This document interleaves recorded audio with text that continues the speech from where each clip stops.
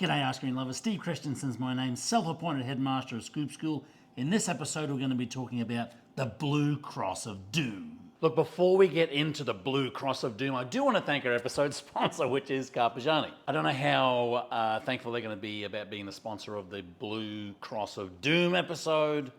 But anyway, the link is down below for all of their stuff. Biggest manufacturer of ice cream equipment in the world, Carpigiani, good friends of Scoop School. Thank you for your episode sponsorship. Okay, so the idea is that when you're prepping for the season here and you're looking at your procedures, not only the way the customers come in and interact with your employees, but the way operations happen in and around the store, you may want to take a couple of blue crosses of doom and put them on the floor. Hey, eyes up here.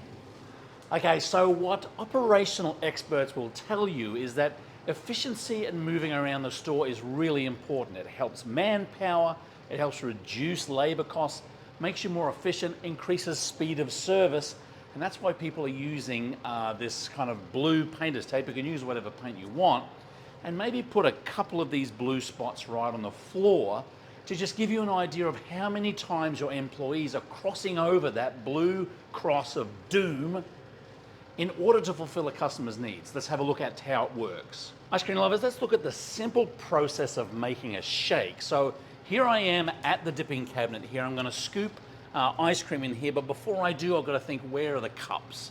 The cups are over here at the back. So now I've crossed the blue cross of doom once already. I've got to go back to the dipping cabinet now. Okay, so I'm back at the dipping cabinet. I'm scooping my 3-4 scoops of ice cream. What do we put in here next? We need to get the milk, which is over here against the other wall. Okay, so I'm over here. I open up the fridge, I put the milk in. Now I'm going to my blender station.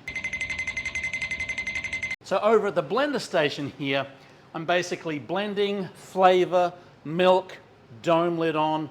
Oh, whipped cream, it's back in the fridge. Back to the fridge.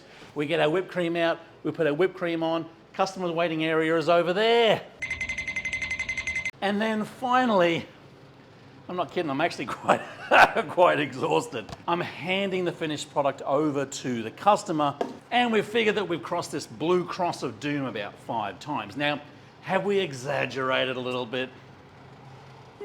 Maybe. But the principle is the same, that you want to take a step back of your operations and you want to have a look at where your trash cans are, where your cups are, where your refrigerators are, and also all of the toppings and the point where the customer actually receives their product. Experts will tell you that if you have to cross the blue cross of doom, now, I'm telling you right now, if you Google blue cross of doom, you're not going to find it anywhere. That's my terminology. Anyway, if you cross the blue cross of doom more than twice, you have a pretty inefficient workspace. So what I would do is, leading up to the season, just have a look at what it takes to make all of the items on your menu. Banana splits, sundaes, shakes, even scooping cones. Where are your cups? Where are your cones? Where's your dipping cabinet? Where's everything that you need to be, or where it needs to be in order to have the most efficient process ever? I think you'll find that if you can move things around a little bit, those that can be moved around, you'll have a much more efficient workplace, you'll have a much happier staff, your payroll will drop a little bit,